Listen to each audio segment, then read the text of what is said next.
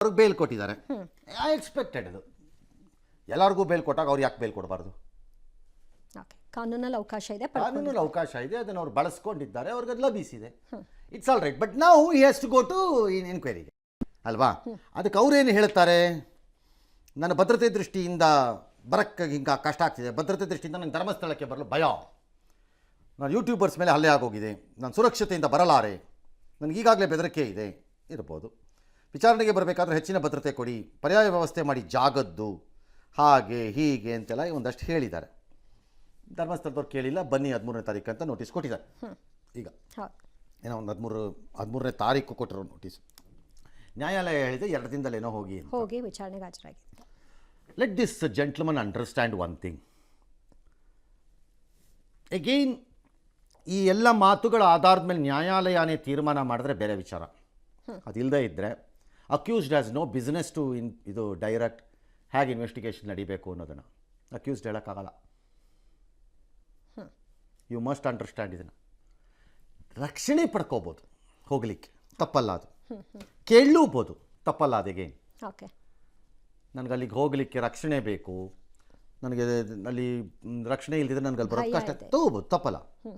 But ಹೀಗೆ ನಡೀಬೇಕು ತನಿಖೆ ಅಂತ ಈ ಕೆನಾಟ್ ಡೈರೆಕ್ಟ್, ಅದನ್ನು ಅಧಿಕಾರಿಗಳು ಮಾಡಬೇಕು ಅನ್ಲೆಸ್ ಕೋರ್ಟ್ ಡಿಸೈಡ್ಸ್. ಕೆಲವು ಪ್ರಕರಣಗಳಲ್ಲಿ ಬೇರೆ ರಾಜ್ಯಗಳಿಗೆ ಹಾಕ್ತಾರೆ ಕೇಸನ್ನು, ಆ ಥರ ಕೋರ್ಟ್ ಡಿಸೈಡ್ ಮಾಡಿದ್ರೆ ಬೇರೆ ವಿಚಾರ ಅದು. ಅಂದರೆ ಯು ಕೆನಾಟ್ ಡೈರೆಕ್ಟ್. ಎಲ್ಲೋ ಕೂತ್ಕೊಂಡು ನಾನು ಕೆಲವರು ಎಲ್ಲೋ ಕೂತ್ಕೊಂಡು ವಿಡಿಯೋ ಮಾಡ್ತೀನಿ, ಹೊರಗೆ ಓಡಾಡ್ತೀನಿ, ಯಾರನ್ನ ಬೇಕಾದರೂ ಮೀಟ್ ಮಾಡ್ತೀನಿ, ಆದರೆ ವಿಚಾರಣೆಗೆ ಹೋಗೋದಕ್ಕೆ ಮಾತ್ರ ಭಯ. ಆಯಿತು, ಅದನ್ನು ಹ್ಯಾಂಡಲ್ ಮಾಡ್ತಾರೆ ಪೊಲೀಸ್ನವರು. ಅವ್ರಿಗೆ ಭಯ ನಿಜವಾಗ್ಲೂ ಇದೆಯಾ, ಇದೆಯಾ ಇಲ್ವಾ, they will be handling it. ಎಲ್ಲೋ ಯಾರೋ ಕೂತ್ಕೊಂಡು ಇದು 6 ತಿಂಗಳಾದ್ರೂ ನಿಲ್ಲಲ್ಲ ತನಿಖೆ, ನಡೀತಾ ಇರಬೇಕು, SIT ಮುಂದುವರಿಬೇಕು. ನಿಮ್ಮ ತಾತನ ಮನೆ ಆಸ್ತಿನ SIT ಅನ್ನೋದು ಏನು? ಈ SITನ ಕಾನ್ಸ್ಟಿಟ್ಯೂಟ್ ಮಾಡಿಸಿ ನಡೆಸ್ತಾ ಇರೋದು ನೀವೇನಾದ್ರೂ ತಂದೆ ತಾಯಿಗಳಂಗಾರೆ? ಏನು ಅಂದ್ಕೊಂಡಿದ್ದೀರಿ ಪೊಲೀಸ್ನವ್ರನ್ನ SITನ? ಹೌ ಕ್ಯಾನ್ SIT ರನ್ ನಾನು ಇದರಲ್ಲಿ ಎಟರ್ನಲಿ? ಹೇಗೆ ನಡೆಯೋಕ್ಕಾಗತ್ತೆ? It's a special investigation team, ಅದು ಫಾರ್ ಎ ಸ್ಪೆಸಿಫಿಕ್ ಪರ್ಪಸ್ಗೆ. ಅದು ಅಚೀವ್ ಆದಮೇಲೆ ಏನು ನಡೆಸ್ತೀರಿ? 300 ಪ್ರಕರಣ ಇದೆ, 400 ಪ್ರಕರಣ, ಯಾವನ ಅವನು 300 ಪ್ರಕರಣ ಅಂದವನು ಕರ್ಕೊಂಡ್ಬಂದು ತೋರಿಸು ಅನ್ಬೇಕು ಅವನು. ಈ ವ್ಯಕ್ತಿ ಯಾರಾದರೂ ಆಗಲಿಪ್ಪ, 1000 ಅಂದ್ರಲ್ಲ, 2000ನೇ ಇರಲಪ್ಪ. Bring it, I say, show it, don't just talk. ಯಾಕೆ?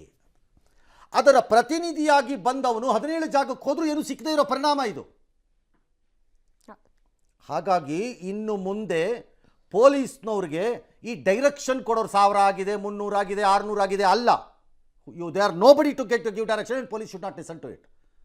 ನಿಲ್ಲಿಸಿದ್ರೆ ಕೋರ್ಟ್ಗೆ ಹಾಕ್ಬೇಕಾಗತ್ತೆ ಅದನ್ನ. ಆಮೇಲೆ ಯಾರೊಬ್ರು ಯಾರು ಇದರಿಂದ ಬಾಧಿತರಾಗಿದ್ದಾರೋ, ಯಾರೋ ಆಗಿರ್ಬೋದು, ನನಗೆ ಗೊತ್ತಿಲ್ಲ ಅದು ಯಾರದ್ದು ಅಂತ, ಆ ಬಾಧಿತರು ದೂರನ್ನು ತೆಗೆದುಕೊಂಡು ಬೇಸಿಕ್ ಇನ್ವೆಸ್ಟಿಗೇಷನ್ ಮಾಡಲಿಕ್ಕೆ ಬೇಕಾಗಬಹುದಾದಂತಹ ಸಾಕ್ಷ್ಯಗಳನ್ನು ತೆಗೆದುಕೊಂಡು ನ್ಯಾಯಾಲಯಕ್ಕೆ ಮೊರೆ ಹೋಗಬೇಕು, ನಮ್ಮ ಕೇಸಿನ ತನಿಖೆ ಮಾಡಿಸಿ ಅಂತ.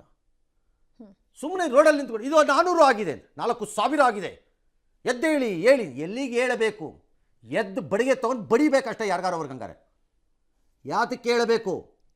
300 ಆಗಿದೆ, 400 ಆಗಿದೆ ಅಂತ ಯಾರ್ಯಾರು ಕ್ಲೈಮ್ ಮಾಡಿದ್ದೀರಿ ತರಬೇಕಲ್ಲ ಅದಕ್ಕೆ ಬೇಕಾಗಿದ್ದನ್ನು. You can't simply say.